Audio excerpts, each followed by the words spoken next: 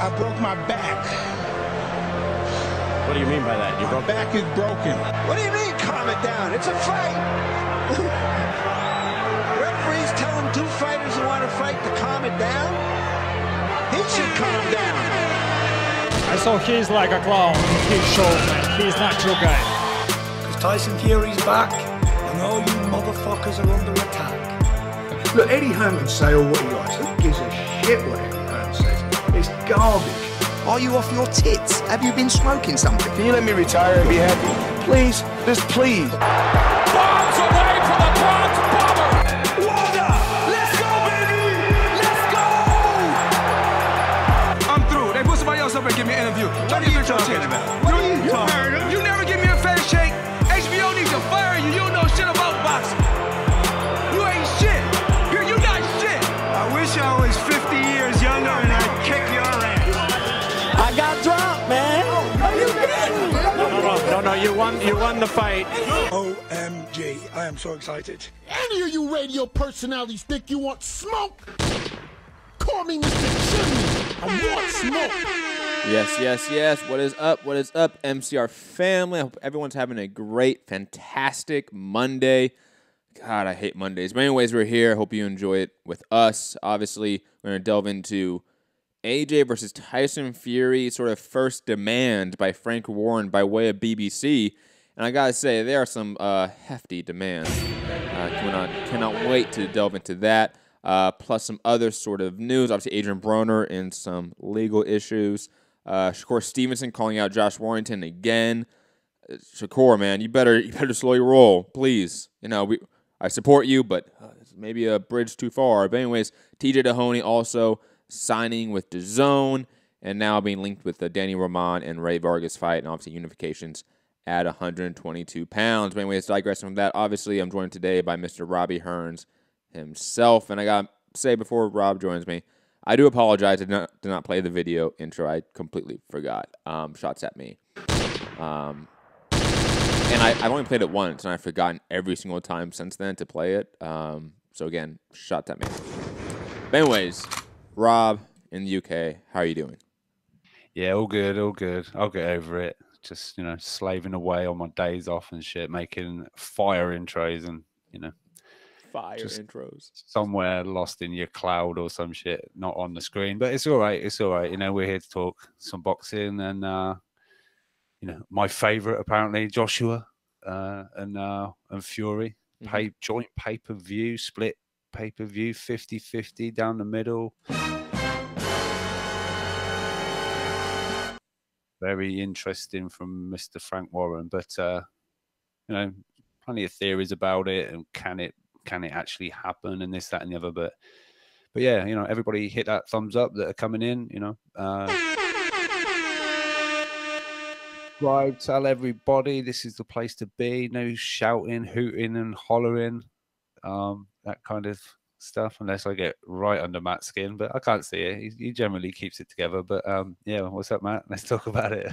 Before we do, actually, let me quickly open up our new iTunes reviews. Yes, we do have some more reviews, and they're 5-star ones, which unfortunately I gotta admit they usually are the least fun ones to read. I will be honest, but hey, shout out to obviously our very loyal listeners and supporters who again, go on iTunes, leave that 5-star review, and actually write out the review. I think that is more helpful than anything than just leaving the star rating, to be honest. But let's get to the reviews itself as it's loading up. And I gotta admit, they're about Rob. I bet, just to toot his horn, I said it last year when I heard you to take part. We're here to take over. I'm just saying. The first review. I've got one. King Kong ain't got shit on me. That's a good one. I like that. All right. And there's like a double, double entendre for the King Kong, because it's a boxing reference too with Luis Ortiz. I like it. But first, 5-star review by Sake23. And over in December of last year, only a few weeks ago, saying, "Love Rob, short and simple. I appreciate it." I've got another one.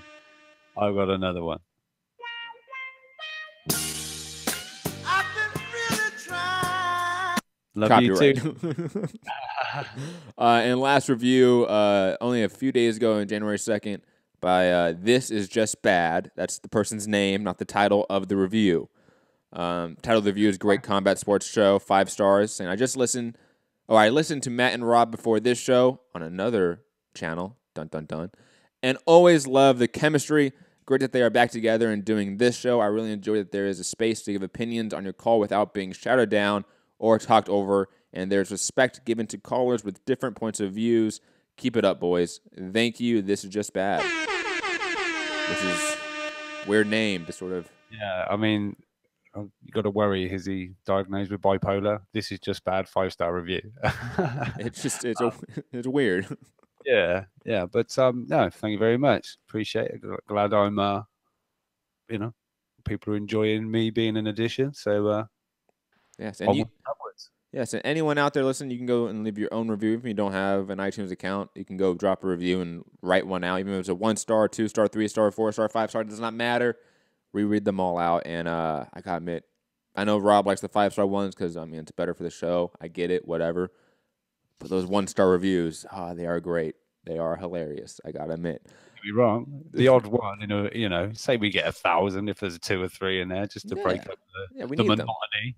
The monotony of being told how great we are. Like I put it this way, the same 3 fuckers that hit the thumbs down on every single show, you guys need to go leave a review on iTunes. 1 star, please. #fuckers.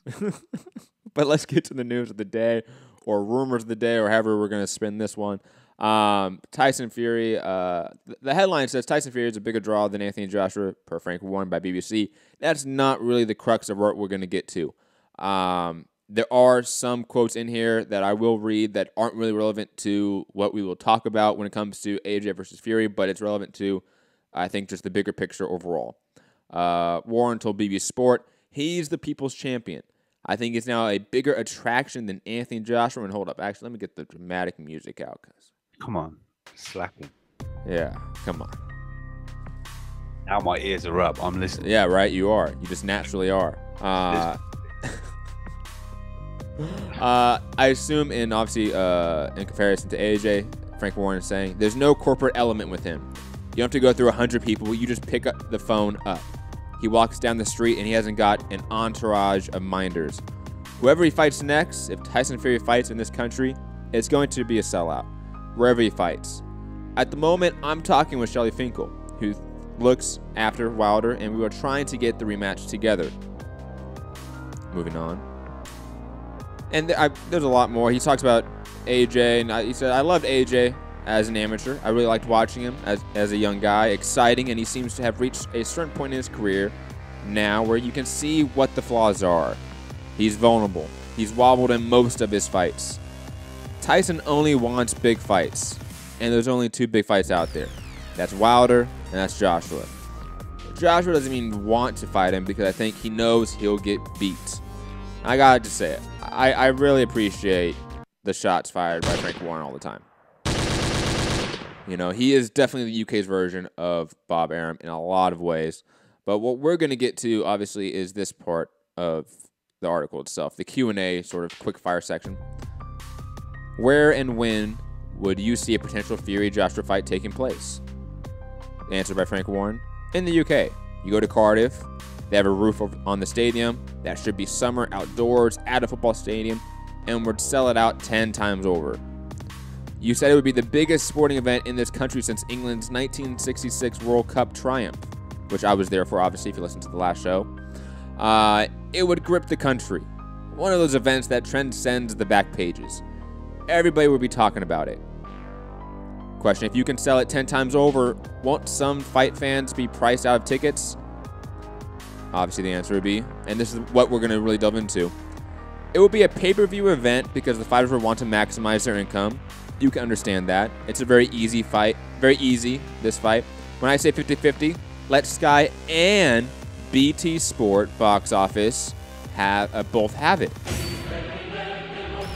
Take all the obstacles away like they do in the States. The fans want the fight. If both TV channels are showing it, that means the boxers' incomes are going to be more. It's a no-brainer. And he goes on to talk about AJ being a businessman, cash cow, Barry Hearn is smart, blah, blah, blah, blah, blah. But I like where this is heading. Because obviously the comparison he's making is to Lennox versus Tyson Lewis, which was in 2002. That was shown both on Showtime pay-per-view and HBO pay-per-view. And, of course, just in recent memory, Mayweather versus Pacquiao, which was on HBO pay-per-view and Showtime pay-per-view. And I do want to say also Mayweather versus McGregor was shown on, obviously, Showtime pay-per-view and UFC.tv. You could have watched it via them as well, though I believe it crashed. Digressing from that, though, is this fight, I'm asking you this question now, Rob, is AJ Fury and this is probably an obvious question, but let's delve into it, is the respective UK version of those matchups? Is it warranted this 50-50 deal where both networks have live pay-per-view rights to it? Both fighters get 50-50 of everything. Does this fight warrant it now? I think the magnitude of the fight is on the par with these big fights you guys have had over there. It's massive here. But yeah, and very quickly, just for people that maybe are not as quick as we are, again, respective to the UK market. That's what we're talking about here. We're not saying that Tyson AJ is exactly like Mayweather Pacquiao or like Lennox versus Lewis, though we can make comparisons if we want. But we're saying is respective to the marketplace and the culture and just the demographic over there in the UK. This fight is as big in the UK as Mayweather McGregor, Mayweather Pacquiao, Lennox Tyson was in the US. That's the discussion we're having.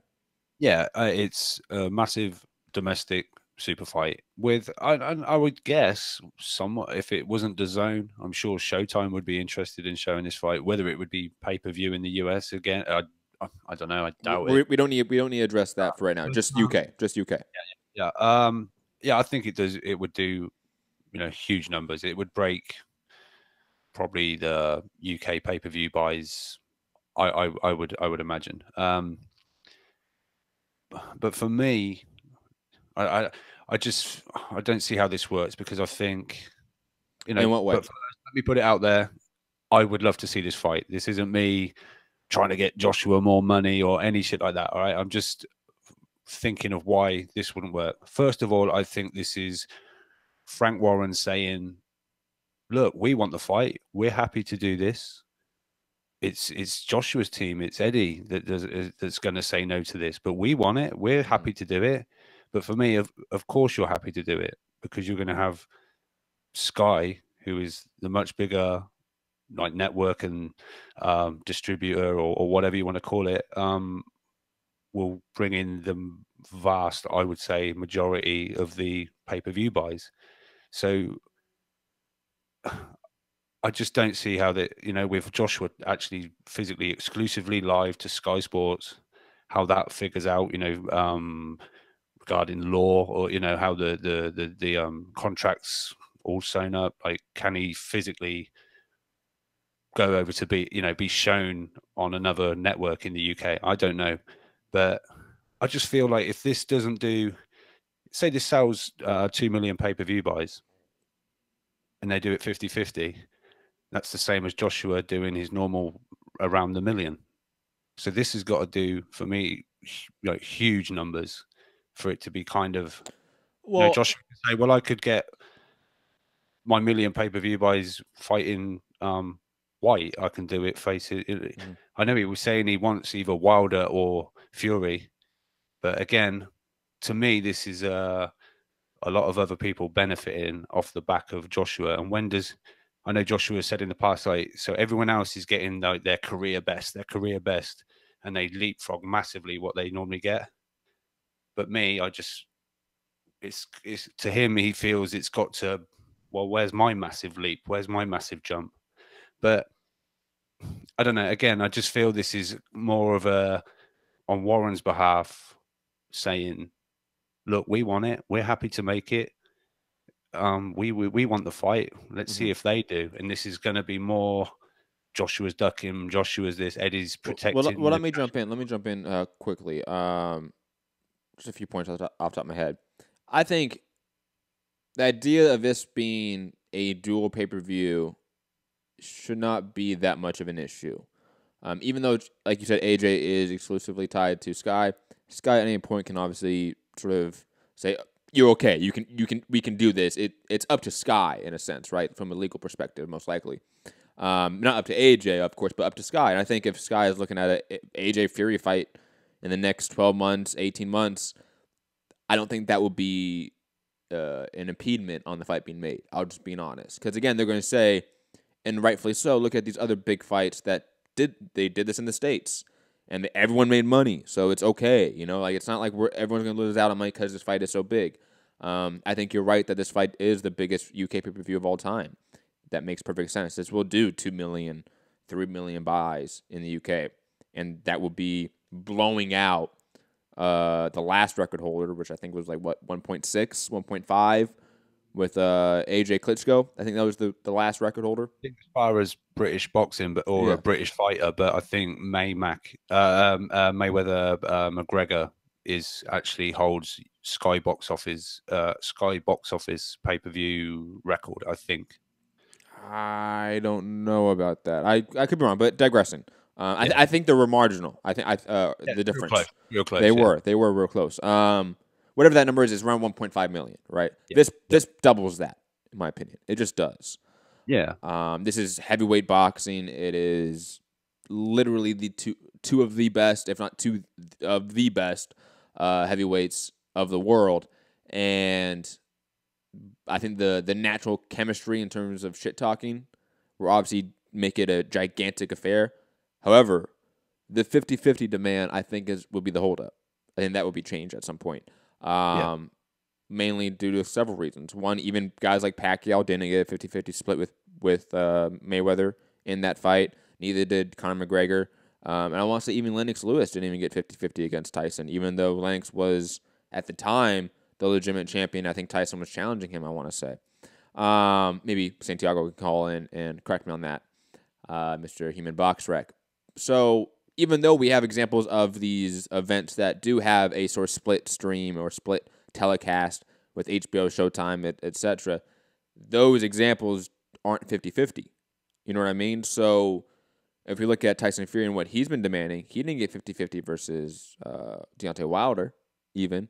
And so for every fan that's been talking about, Wilder doesn't deserve anywhere close to 50-50 with AJ, if Fury didn't get 50-50 with Wilder, then there's no way you could sort of argue that Fury at this point in time, bar him defeating Wilder, deserves 50-50 with AJ. That just is not reality.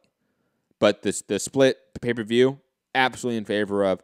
And again, I'm in favor of that, like, in a macro sense. So, like, we've talked about DAZN and Showtime sort of sharing events in the past. We've talked about, how to get around exclusive network deals for these big fights. You're going to have to do more of these. You're going to have to go down this route, in my opinion. Yeah, I just wonder how. Again, the business side. I'm guessing. A lot of this. Obviously, I'm not. Otherwise, I wouldn't be sat out here with you or cutting grass for a living. But I just feel. Say this does 3 million pay-per-view buys across both BT and Sky, and 2.5 of them are bought on Sky, and 500,000 from BT, just for figure's sake. Now, is there then the argument that Joshua and Sky have brought in the vast majority and that, but now we've got to split the entire pot, fairly 50-50. I get there's two guys, and Joshua's, these numbers wouldn't be the same without a Fury opposite him. The dance partner makes the difference.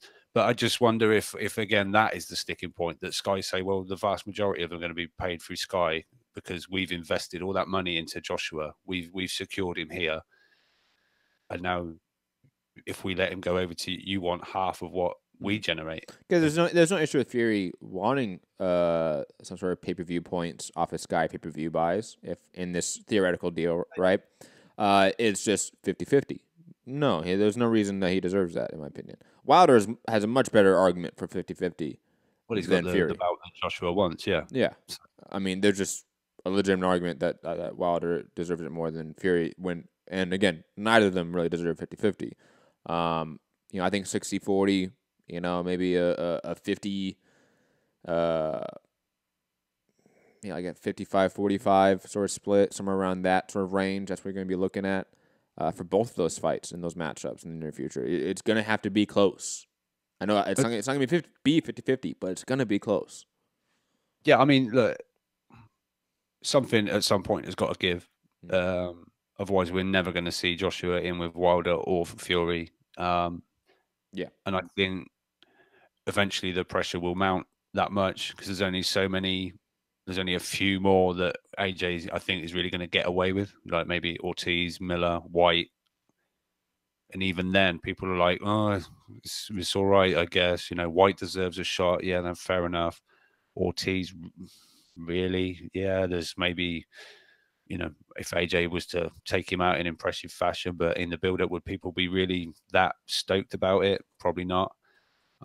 So the pressure will be building up on AJ and, obviously Eddie to deliver. So at some point, something's got to give. Now, is it Eddie's side that relent and give more than they normally give? Or do the Team Wilder or the Team Fury realize that if they walk away from this is the big money payday gone? They're going to move on. They'll fight, I don't know, that big Chinese guy or something over in China and make a fuck ton of money there or something, So at some point, one side's going to give maybe a little bit of give and take on both sides, Yeah, all right, I understand. You don't want to give us 50-50, but 45. And if Eddie's not 45 either, and it's like, well, something's got to give for us to get these big fights. It's always, I guess, been the way. But yeah, it'd be interesting. But quickly, two people in the chat. Tommy Temper, shout out to the name, saying, is there much difference between 55-45 and 50-50? The latter's less a headache. Yes, there's a massive difference. What is 5% of 80 million or 90 million or 100 million? Like, you're talking about a few extra million on top of your paycheck. That is a difference. And we're talking about these mega fights, like, for example, obviously like Mayweather Pacquiao. We're talking about 600+ million generated revenue. Yeah, 5% of 600 million matters. These small percentage points equal millions of dollars. So yes, there is a major difference. Even in his own, working life, ask yourself, would you like a 5% increase in your salary? Why not? Why wouldn't you take that? And also Nova saying, why is on AJ to come down? Why can't Fury or Wilder be realistic and stop asking 50-50? Novo, that's what we're saying. I know sometimes fans are hard of hearing, but this entire time we've been saying, look, it should be around 40. It should be around 60-40, 55-45. We're not saying that it should be 50-50. So there is no one on this show is telling AJ to come down. We're actually saying the exact opposite. So again, weird point. And also, you see a lot, on Twitter and stuff like that, people saying, Parker, who had a bout, only got, I don't know, 35 or whatever it is, 38, 33. I think it was 33% or somewhere around there. Yeah. He only got that. So, Fury hasn't got a bout, but, Fury is red hot right now. He's commercially way more, despite Parker having a bout. He is, as far as generating, pay-per-view and ticket sales and stuff like that, Tyson Fury is worth that extra, even though, like I say, Parker had the bout that Joshua wanted. So things like that have got to come into play as well. Tyson Fury, just like in the Wilder, is going to sell the hell out of this fight. And, AJ does the humble thing and tries to do the respectful thing. And, but we know what we're going to get with, the Gypsy King, and it'll be entertaining along the way, But yeah, that's where it gets all crazy, in the Twitter sphere with everyone. Suddenly, I think to a point, it's ruined boxing Twitter because everyone now is a promoter / manager / advisor, financial whiz kid. Well, that's not. I don't think that's innately the issue. The issue is that we have two camps on boxing Twitter, or just boxing media as a whole. It's I got actually a lot of heat from this from boxing media because I compared it to MMA media. But boxing media picks sides. We we pick being pro AJ, pro Wilder, pro PBC, pro Matchroom, pro DAZN, pro ESPN Plus. Like we pick those things. Media fans alike.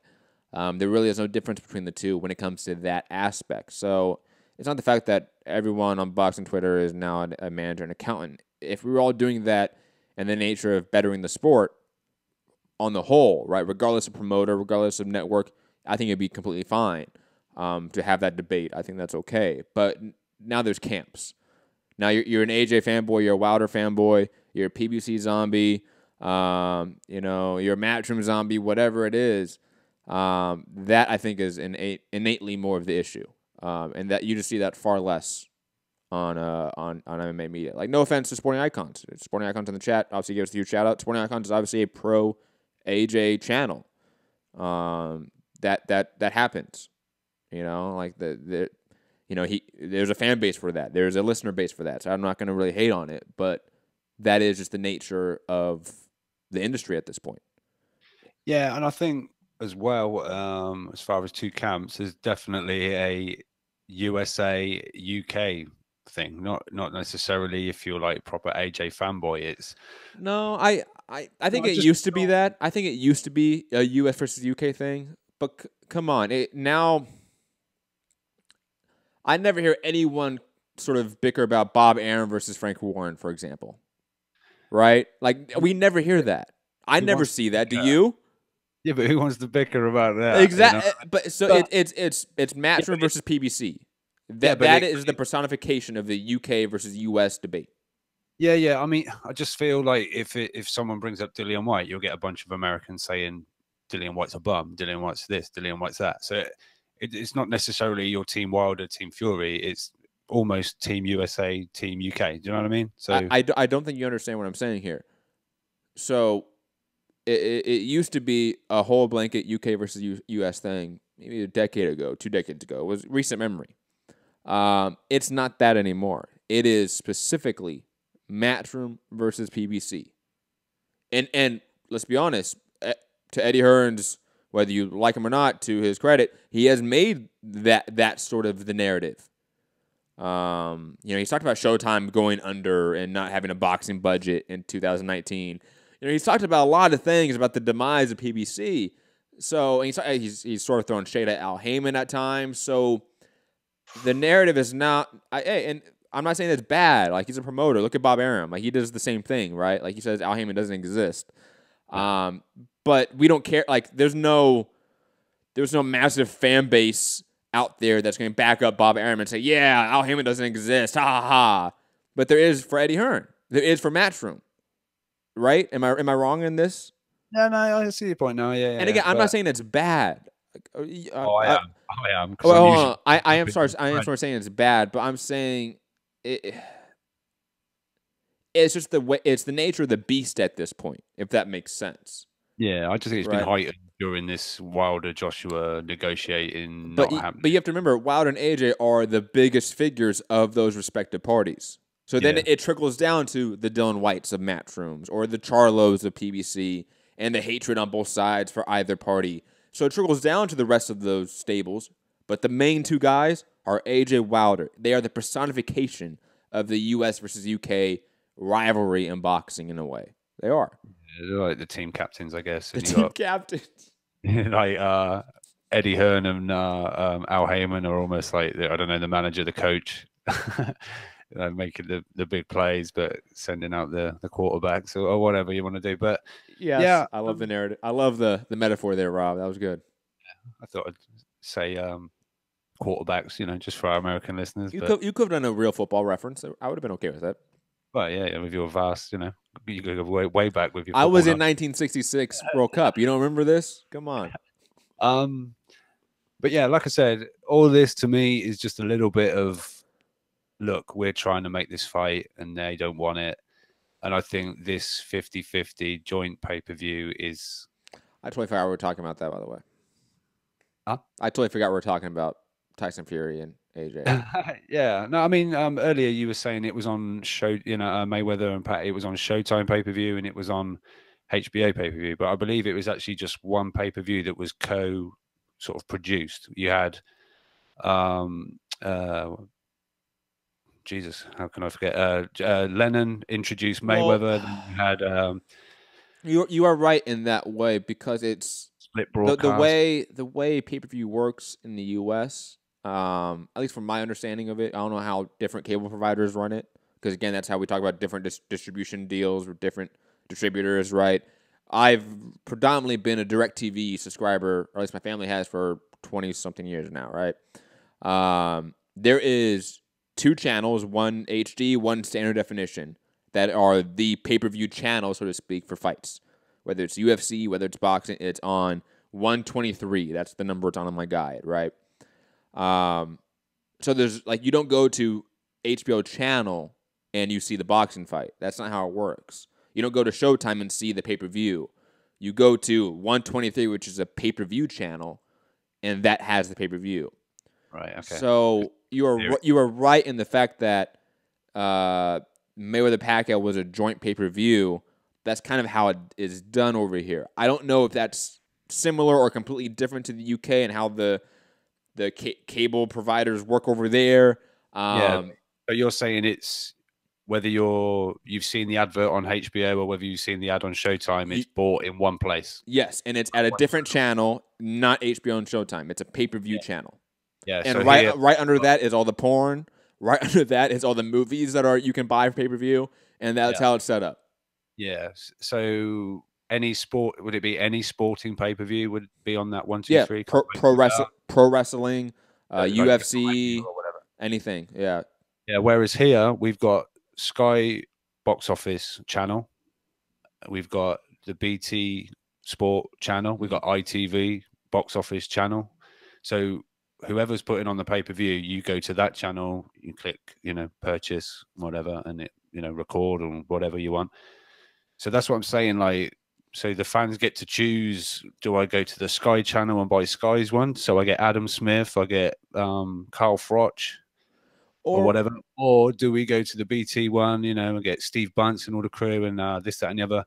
Or what they do is what they, like the example we're talking about, Mayweather-Pacquiao, where they sort of combine the crews in a way, right? Sort of create this hodgepodge of a production, and they just stream them on both box office channels in a way. That's, if I'm in the boardroom, that's how I pitch it, and as the best functional way of doing it, because otherwise you're going to have 2 different broadcast teams on 2 different sides of the ring. That's going to take up room.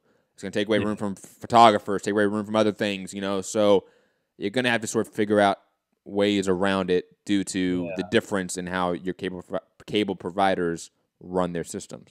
Yeah, because you can see Frank Warren trying to sell it for £1 cheaper, trying to get people to go, well, I'm going to pick that one then. I'm going to save my £1, and then look, BT Sports just done. It's. I think that's probably why for me I've been like, how the fuck is this going to work?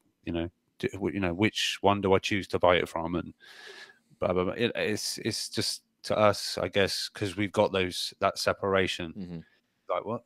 I don't get it. Like, that's why I said, like, it might do 2.5 million on Sky Sports, and it might do like 500,000 on BT, or 1 on BT and like 2. So then what, they're going to split? And that's my point. Like, does Sky say, well, hang on, we've sold 2 million of them, and you've only sold like 1 million of them, but you want half of what we've, you know what I mean? Is that going to be like sticking points in negotiations? And who knows? Tommy in the chat saying one gets live, the other gets replay. I know that's what they did for AJ Klitschko, I want to say. I want to say they did it that way, where the live was Showtime and the replay was HBO, and prime time. Yeah. I mean, they could do that, obviously. I don't think it's as equitable as a deal, obviously, as the dual, pay-per-views in a way, because the replay for the UK audience is definitely not as valuable as it would be for a US package, right? Like, let's say, because Tyson Fury, Frank Warren is pseudo ESPN/Showtime, so whichever one he picks that day, and obviously AJ's DAZN. If they want in the US to have one be live and one be replay in prime time, that's a little more of an equitable deal, because the prime time telecast is always going to get more views than the live one. Didn't that happen with the AJ Klitschko? Didn't HBO or whoever it was get the higher number? Yes. I know one side have got more subscribers, or people paying for it. But all that context aside, yes, you're right. HBO did get more views on the replay. And that I think that's in large part obviously due to more subscribers and due to the replay being in prime time. But in the UK side, that replay value is not going to be that high because the fight's in prime time already. Whoever has the live rights to it is going to have the lion's share of the revenue by far. If I'm in the boardroom pitching the idea, Fury gets a percentage of the entire revenue, right? Whether it's 40%, 35, 42, whatever it is, right? He gets a percentage.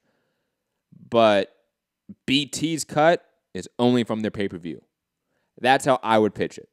And Sky's cut is only from their pay-per-view. But AJ Fury, they share the revenue, total, no matter what. And that's sort of how it should be structured. And again, if I'm pitching it, if I'm in the boardroom, but yeah. Anyways, Rob? Yeah. Yeah, I mean, like I say, it's kind of a new sort of thing here to me. I don't know that this has happened before. It's just a bit of like, how the fuck is this going to work? But again, I tried to do a little bit of research very quickly before this show about UK examples. Looking at like big UK fights, if there's a parallel or analog. I haven't found one. Usually a fighter ends up going to another network if that was the case. There wasn't a sharing of it. And to be fair, this is a new idea. Like 2002 was Lennox versus Tyson. That's within this century. Like that's within the last 20 years where like dual live streaming or telecasts is a reality. That did not exist before 2002. Think about it. That's after 9/11. That's after, a lot of big things that are still modern news and modern, events, so to speak. So this is new, and it's even newer for the UK, obviously, I would assume.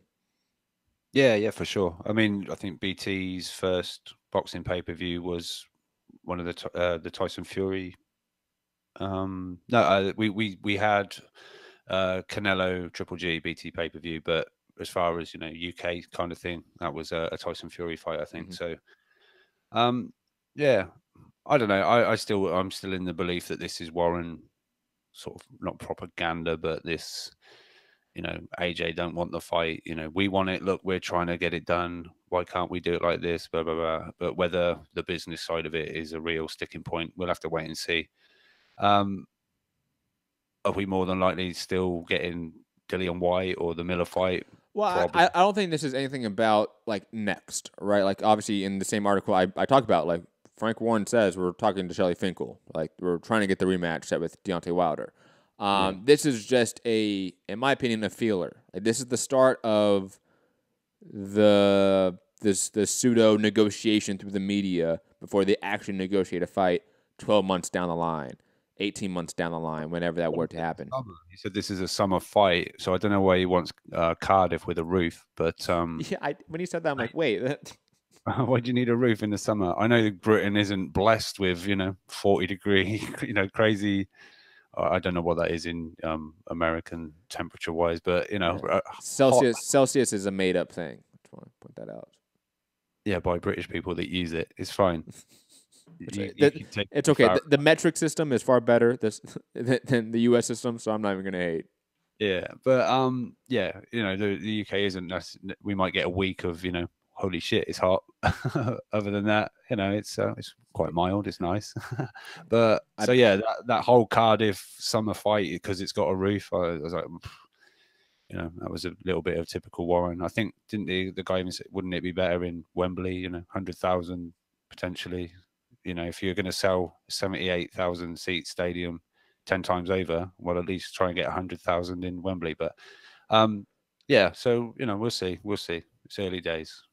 Warp Fire. So I know you guys are actually having this discussion, but Fury, from what I've seen, has not signed a contract with BT, but Frank Warren himself. That means he could fight on Sky anyways.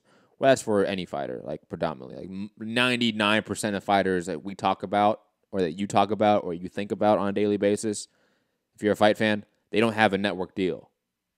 Like they don't. They have a promotional deal. They have an advisor deal. They don't really have network deals like they did in the past. I mean, someone will correct me, but I thought I saw something that Fury had signed a BT. I thought he did too, but sure. It doesn't matter. It doesn't matter. It was maybe a 3-fight deal, and it's something in the news recently that Eddie, talking regarding what Fury's contractual situation was. And I know Warren's come out and said, don't listen to him. He doesn't know. Fury's with me and this, that, and the other. But there's obviously something, because he was claiming like they've spoke to each other in the last few weeks. Eddie and Fury have actually spoke, and then he brought up, about what his contractual situation is and that. So there might be some truth in it that he's actually now out of contract as far as if it is BT or Frank, because it was a 3-fight deal potentially. But I'm sure he's going to re-sign or. But who knows? Who knows? It's Tyson Fury. We know what he's like. But yeah, it's going to be interesting to play out. I just want, hopefully, I did at Eddie Hearn again to try and get him to call in. He's going to be on the show one day, but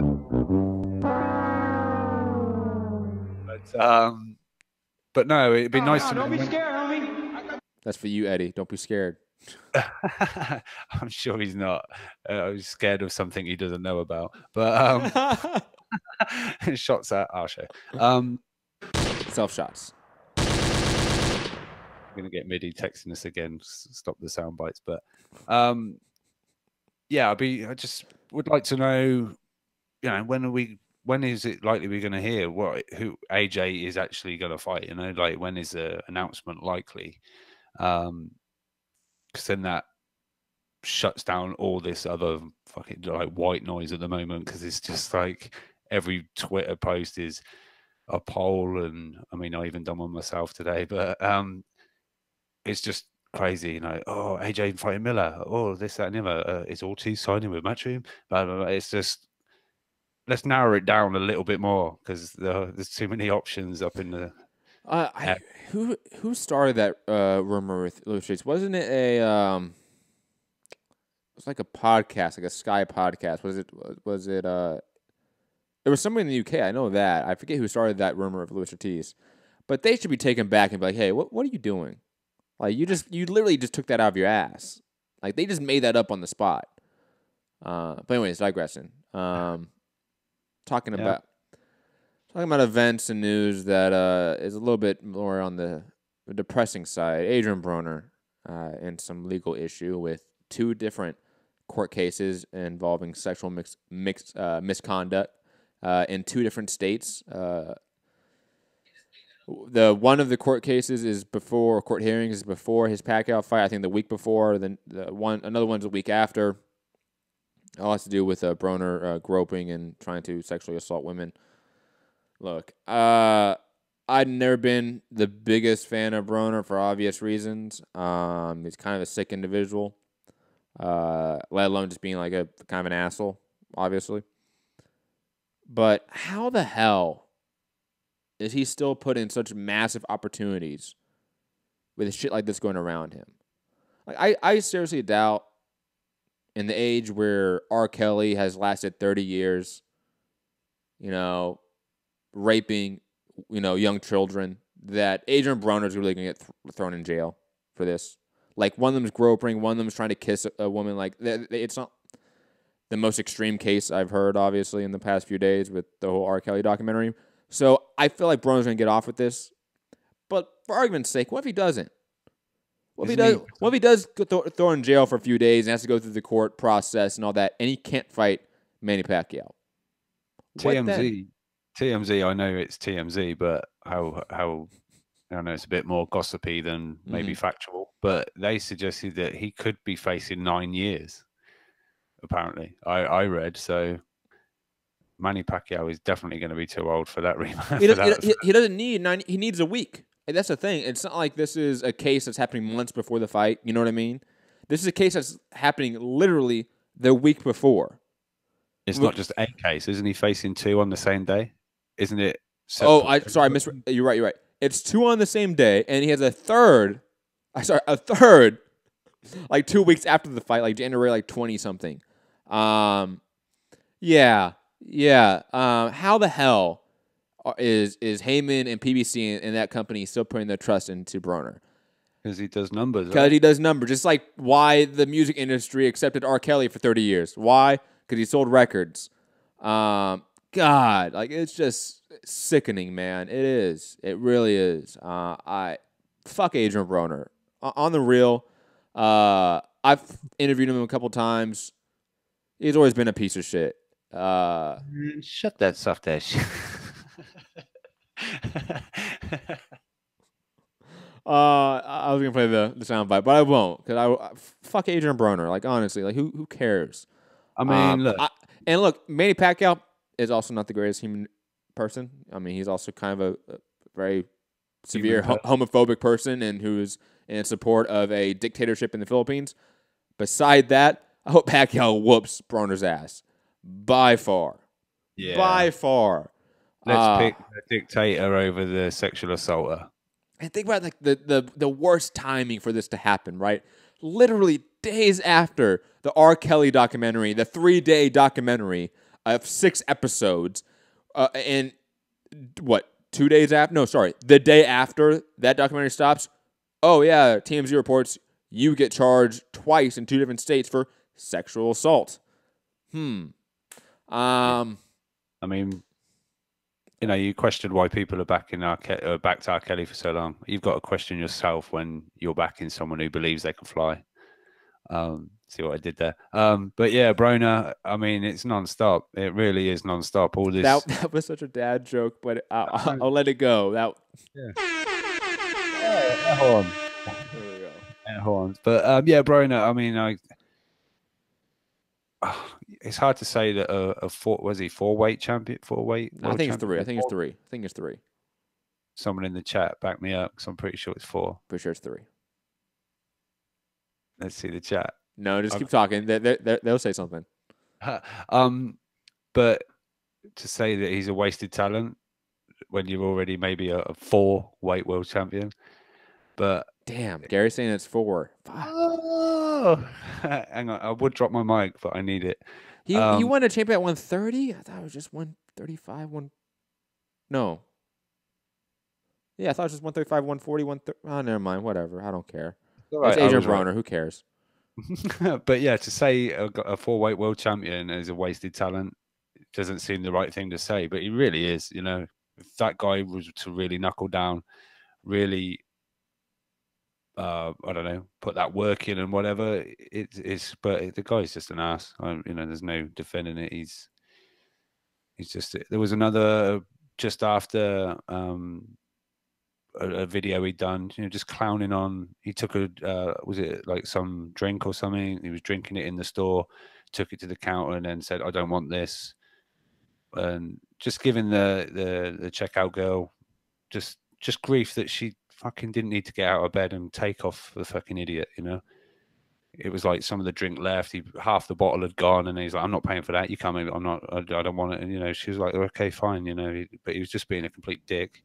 And there was all that stuff with the cat, you know, fucking around with the cab drivers and stuff, while the guy's trying to fucking drive him to his destination. It's just the guy's an asshole. Bottom line.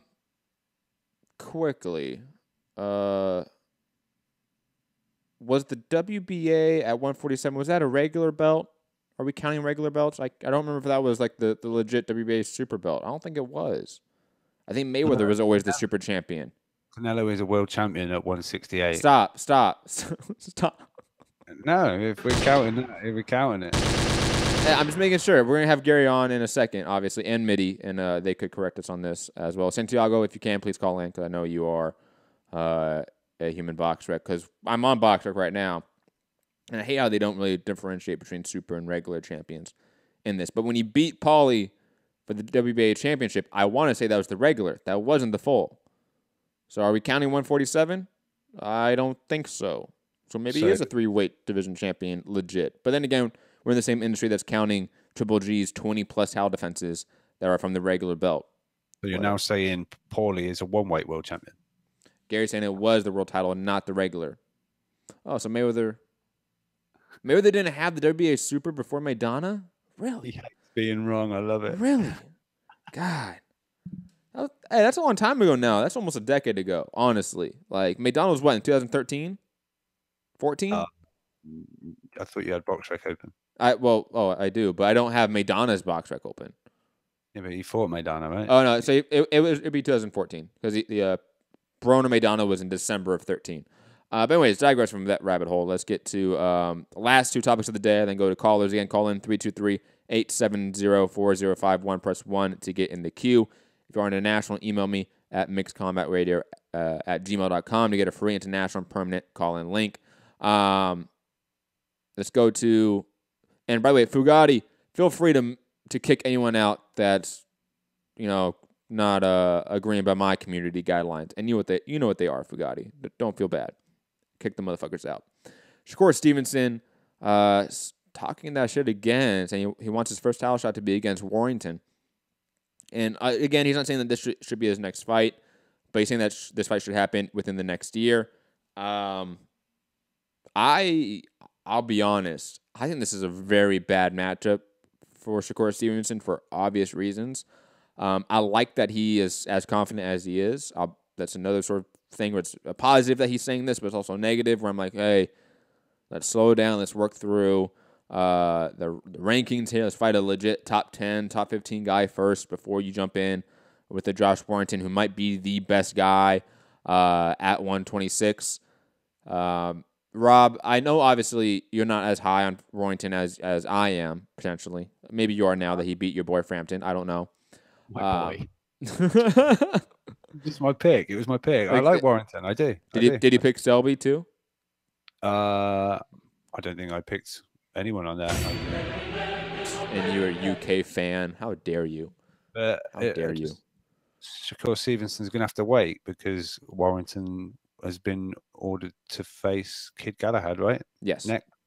So we'll see. But, I know there's a lot of steam behind Shakur Stevenson at the minute, but I don't know, maybe a little bit early. I mean, depends. Maybe he's hoping Warrington holds the belt for another 5 or 6 fights, and that will be my title shot when I've got 5 or 6 more fights under my belt. But it would be like ever since like Teofimo Lopez beat Mason Menard, right? I think people are now considering him a legit contender, right? Because he beat someone that we know that's sort of in that vague top 15, top 20-ish range, right, of the division. If Shakur Stevenson goes out and blows out a top 15, top 20 guy, the narrative really starts switching from people like me about Shakur Stevenson. It does. We haven't seen that yet. We've seen with fringe top 50 guys. And Warrington, even though he doesn't have the power as, let's say, a Charlo in the Lubin matchup, for an example, Warrington has enough pressure and enough volume to make Shakur Stevenson look really bad if it's too soon. And I think it's too soon. I think, again, like you said, obviously the Kid Galahad fight is ordered. That's a great stay busy fight, great domestic fight in the UK for Josh Warrington. And it's a legit top 10, top 15 guy at the division as well. And Shakur, go fight someone else in the top 15.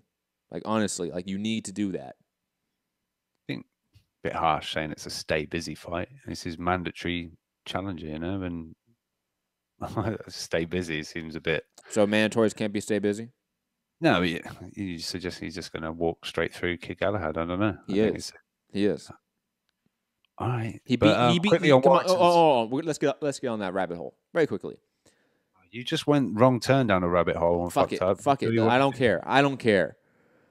You really think Kid Galahad is going to give Warrington more issues than Selby or Frampton? I think he'll put up a decent fight. That's not answering the question directly. Yes or no? Yes or no, Rob? Answer a question directly. Yeah. Really? I do. Oh, okay. Yeah,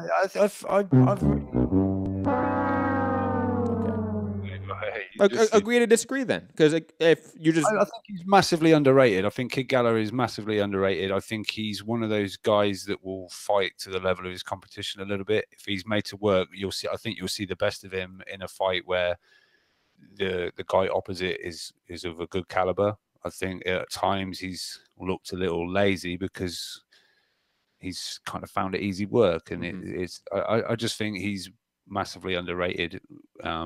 But going into that fight, but I'd still more than likely lean Warrington, like you say, his pressure, his volume, and what Frampton said. Look, you look at Warrington's record, KO ratio is pretty low, but he fucking hits pretty Yeah, hard. he Don't does. get me wrong. He said, "Look, this." Well, look at Frampton. There's how many times Frampton went on, wobbly legs, and he looked like he was on clear streets. Staggered in backwards or whatever. Yeah, he really did. And I think Warrington's, Frampton's gone with Santa Cruz and things like that.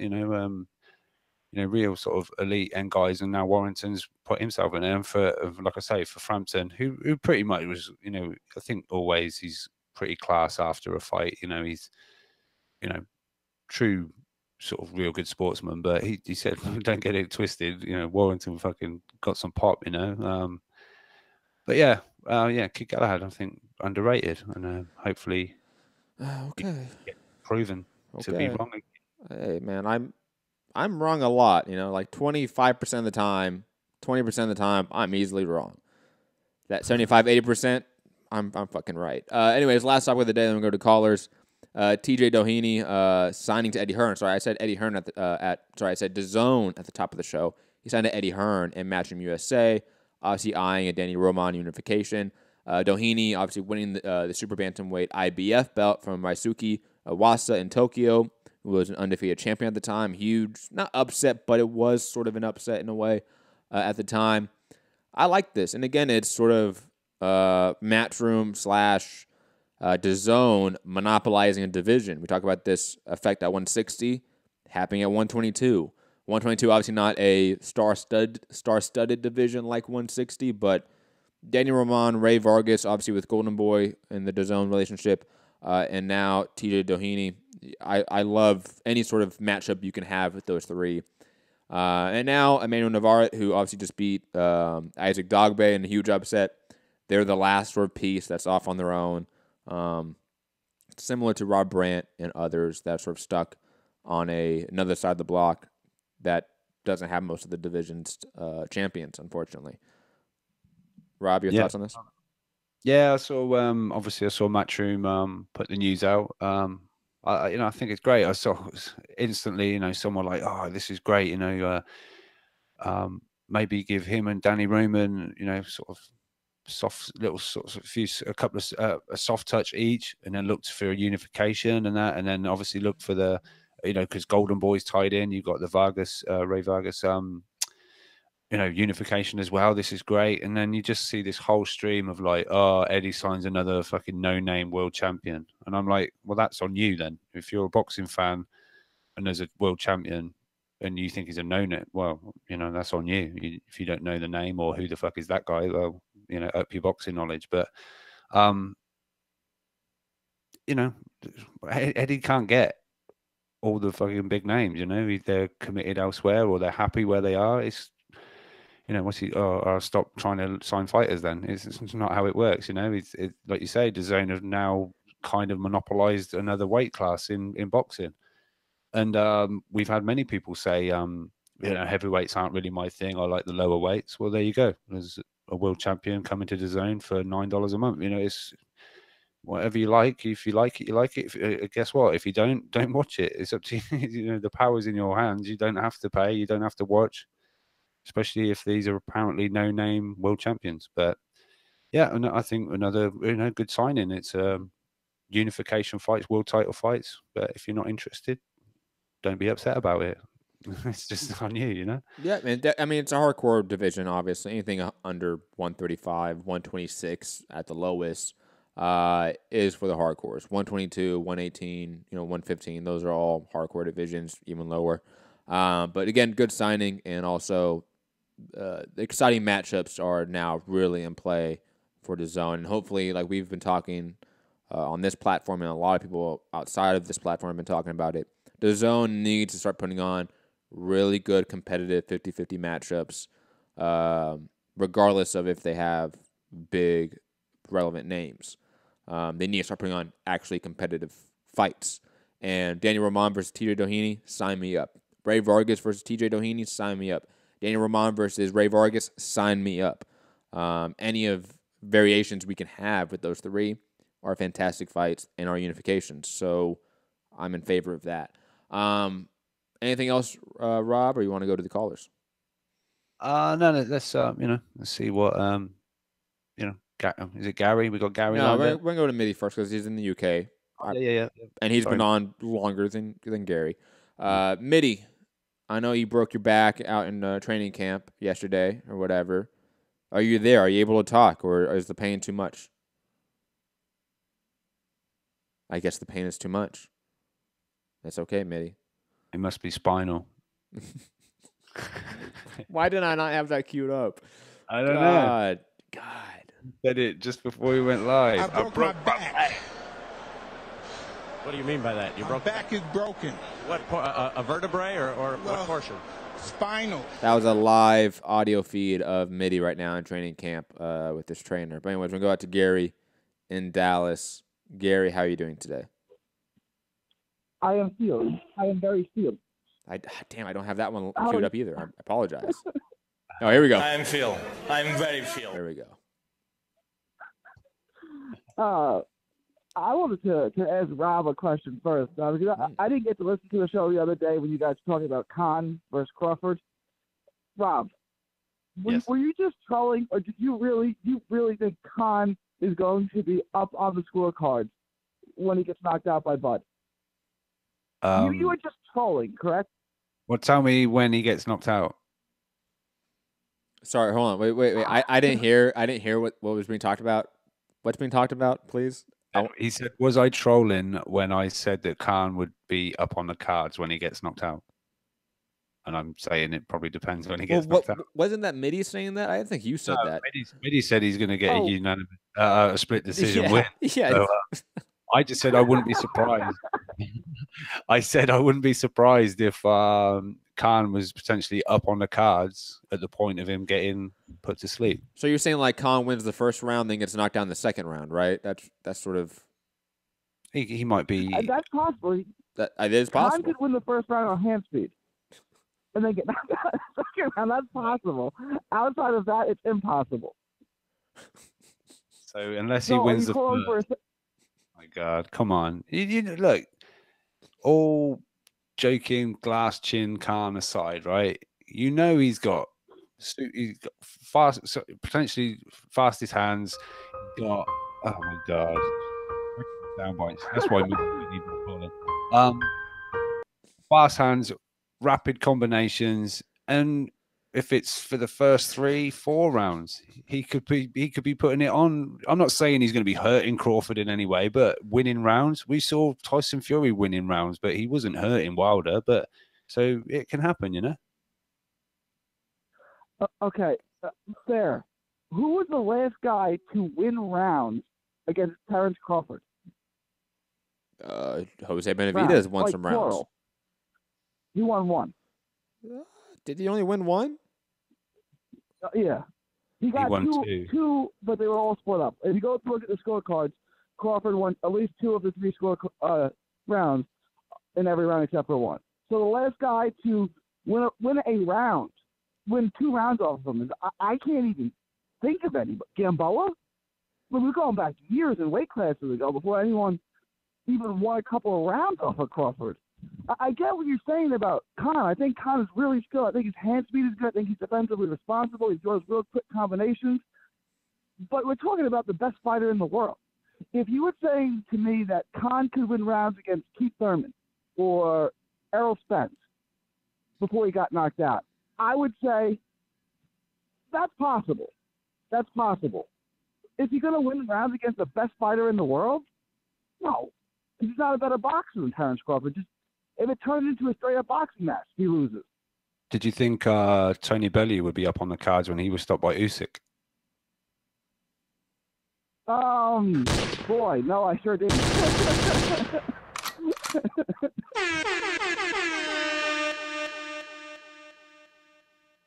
Shit happens, man. It does. If it happened, you're right. As highly as I speak of Crawford, I also speak of Usyk. No, you're right. He could, I guess.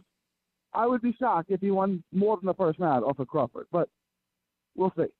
We'll see. We will. Unfortunately, we will see Crawford fight Khan. On pay-per-view. On illegal streams. I'm really considering not buying this And it's not like I love Crawford, and I paid for the Postal fight. I was one of the 50,000 people that paid to watch Crawford Postal. That being said, with all the fights going on, I don't think I'm going to pay for that. Like, Gary, I don't know. Gary, as the captain of the Crawford stands, I'm saying it's okay to stream this one, man. It's okay. Because you're the other guy that bought the pay-per-view. Like I'm the other guy that bought the Postal pay-per-view. I'm not buying this one. God, no. It is a small world. It is a small world because 50,000 buys, and I'm speaking to 2 of them. That is definitely a small world. Man, that is kind of weird. Just statistically speaking, that is kind of weird. But anyways, digressing. No, this card is, unless they really package this card with something great, with great co-main, a great third fight, maybe even a great fourth fight. No, you catch this on YouTube replay or dailymotion.com, or you find an illegal stream on VipBox or something. There's no reason to buy this one. There's no sense of competitiveness. There's no sense of anything here. You know, at least with the Postal fight, that was a unification. Postal just beat Lucas Matisse at that time. Danny Garcia didn't want the smoke, right? That was the narrative. With Amir Khan, the narrative is, Samuel Vargas almost busted up that ass. Like, come on here. Like, Terrence Crawford's going to dominate Amir Khan for every part of this fight and knock him out relatively early. And I don't want to pay to see that at $75 a pop. I'm good. Very quick, while I've got Gary as well on the line. You say $75. Is that? Do you not see Bob coming in at like something like 50 or something like that? Because I don't know. Is it just the precedent set there that it's $75 regardless? Is there anything about ESPN pay-per-views that we know of? Has it ever been? What was ESPN pay-per-views? Any fights? This is ESPN's first pay-per-view, I think. It is. It is. It won't be going forward, obviously, because UFC is now going to be a ESPN property.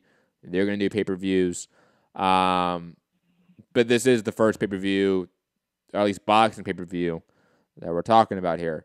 I mean, could they come out at like $65 a pop? Maybe, but nothing lower than that. No, because precedent has been set. Whenever that price does go up, it rarely goes down. Honestly, I'm shocked we're not an age where every US pay-per-view is $100 because of Mayweather Pacquiao. I'm honestly shocked it even went down from that. All right. $100 though is too much. Like it well, of really course. is. So 75. I agreed with that. Like I'm going to the Spence Mikey fight. I would imagine. I got tickets yet, but I'm gonna go. I would imagine. Yeah, there should be plenty. I could go for the same price that I can watch it on TV. How like that? It seems weird. I can get tickets for $75 and decent seats for $75. And watch every. That's too much. I mean, 75. I think 50, maybe 60. After that, you're just asking. I mean, I guess they get enough people to sell it out. It just seems like if you charge $40 for it, you would get a lot more people. Therefore, you would build a bigger fan base. But I mean, that's not the model, and they're making money, so I guess it is what it is. Yeah, it is what it is. We've always had that. A million people watched it in the UK. Yeah, but it's only £20 or it's $25.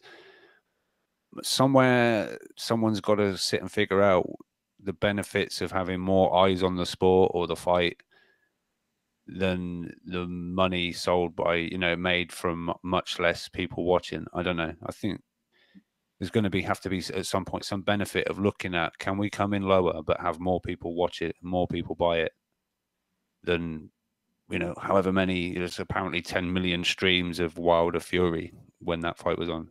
Couldn't they have come in cheaper and grabbed another, I don't know, another maybe million if it was cheap, cheap enough, people that would have paid for it. I don't know. I think someone's got to sit down and really think about it. But if they're happy covering the breaking even and making a little bit on the top, then I guess people are happy, I guess. I don't know. The industry's still making money. Break even, it has to do well over 200, right? I mean, that's what they say it has to do to break even typically. Like 225, 250 typically. No, not every fight's different. Every fight's different. Depends on the purses. For this one, I would assume around the 250 mark, maybe 200 mark is break even. There's no way this does that. And I love Crawford. I'm just saying, there's no way this does 250. There's no way it does 100,000. Like, I'll go on a limb. I don't think it does Triple G Lemieux numbers. I think there's no market for that now. No, there's no market for people wanting to pay overpriced pay-per-views for shitty fights. You put on a great fight, we will pay for it. There is massive, massive empirical evidence that in today's age, we will still pay for great fights, or even we'll sell for great characters, great personas, right? With Mayweather and McGregor. Everyone will pay for that. Why? Because of the personas involved. Crawford Khan, that's going to be the most boring fucking press conference I've ever seen on top of it. And secondly, it's going to be overpriced for a fight that does not matter, that we don't care about, and is completely one-sided. Yeah, 100 seems. I think, boy, I think we'll know what it does after we get the numbers for Mikey versus Spence. Because I think this will do about what Mikey versus Spence does. So Mikey and Spence will do a little Mikey more. Versus Spence does? It does a little more. You have the Hispanic market that though that's a pay-per-view buying market. Khan is a name though. Like Khan is like Khan is still a name to people. I know he's not particularly good at this weight. Well, he's never lost at 147. He's not good at this time anymore, or at least at the level where he once was. But Khan is still kind of a name. But even Khan, a air quote name, only did 480,000 buys with Canelo, another actual name. So if Canelo versus Khan does 480, way more than that, yeah. I don't see Crawford Khan doing half of that. I just don't see it. If you're Bob Arum, are you? And let's assume that this does under 100, because the more you talk to me, I thought 100 was a fair number, but you're probably right. Like 75. All the X factors, the amount of people. Yeah. If he does 2 pay-per-views, Crawford, and they both come in over 100, it's like embarrassing. It was like when Mike Piazza was in the home run contest 3 times in a row and hit no home runs. It's like, you stop doing that, right? Like, you're not helping him. You know what I'm saying? Like, you just get. If you're trying to get a pay-per-view fight with Keith Thurman or Errol Spence, like, you're killing his negotiating room when you do this, right? You know what I'm saying? Mm-hmm. Mikey versus Spence has some appeal. This fight has no appeal. Like, I don't even know if he can get the hardcores to pay for it. So when he bombs twice in a row on his 2 pay-per-views, you're killing your room to negotiate a split on a fight that deserves to be pay-per-view, like an Errol Spence or a Keith Thurman fight. You know what I'm saying? Like, you're not doing them favors by doing this.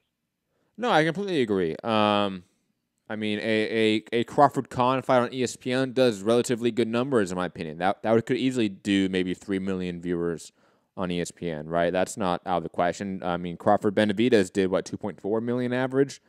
Yeah. And I think you're going to get really good ad revenue from that if you're ESPN. You're going to be happy with that. But I don't know what it is. I mean, I've talked about this before. I think a lot of it has to do with fighter purses. Crawford's making $3 million plus for every fight now. For the Benavidez fight, he got $3 million plus. So for Khan, he's going to need to get paid more than that because it's the name of Khan.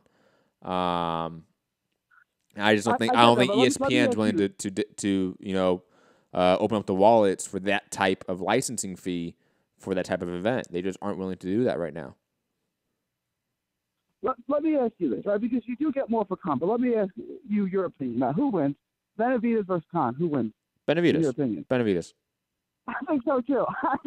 Right? So, yeah, you get more for Khan, but then just don't make that fight because it's priced out of the market. Then, you know what I'm saying? Like, you would say whatever he got for Benavidez is fair for Collazo, right? So just make the Collazo fight. I'm gonna do. And it would be. I'll play devil's advocate from what we're both saying here, Gary, because I'm largely in agreement with you, obviously. But I'll play devil's advocate and put on the Crawford Stan hat for a minute. We've talked about in the the mid 2000s, the late 2000, the early 2010s, that Miguel Cotto was sort of that blue collar pay-per-view draw, the middle class pay-per-view draw, so to speak, right? His first pay-per-view did 60,000 buys with Paulie Malignaggi. His second pay-per-view with Zab Judah did 225,000 pay-per-view buys, and then just went up from there, obviously, right? Then next was Mosley, then Margarito, then Pacquiao. So he then went on to do better buy rates, but that was his start. That was Miguel Cotto's start, was 60,000. Crawford was 50,000. Are we being too harsh? Could this fight do 200,000 buys? And all of a sudden we see Crawford take that leap, take that next step. Has the ESPN machine been helpful for Crawford in any way? Has he had no rub from that at all? Again, just playing devil's advocate, sort of want your opinion on this, Gary. I mean, Crawford's live numbers, his ESPN numbers are really good. Mm-hmm. Really good. Yes. Quickly for the listener, for comparison, the NBA average, their game average on ESPN, I think they have like 85, 88 games played on ESPN throughout the year. Their average is 1.6 million viewers. Crawford is now easily matching that or doing well above that every time. So Crawford's hitting NBA average or better every time out now. Which is crazy because the NBA, is widely popular, like hugely popular. Which means that people are watching Crawford, right? Because if you just go to your office and you ask someone if they watch the basketball game on ESPN, there's some people in your office who watch that game, yes. Right? So then that has to be true about Crawford. People are watching him fight. The casual fan is watching Crawford fight. Now, will they pay $70 or $75 to watch him fight? I don't think so, but we'll see. You're right. Cotto did 60,000, and he did 225.